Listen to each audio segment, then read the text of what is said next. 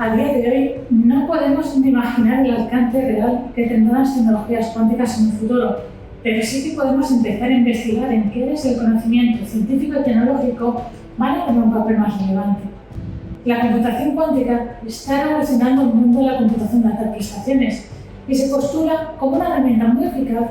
para la resolución de problemas inabarcables con superordenadores clásicos. Gracias a estas nuevas tecnologías está cambiando la forma de afrontar los retos en nuestro negocio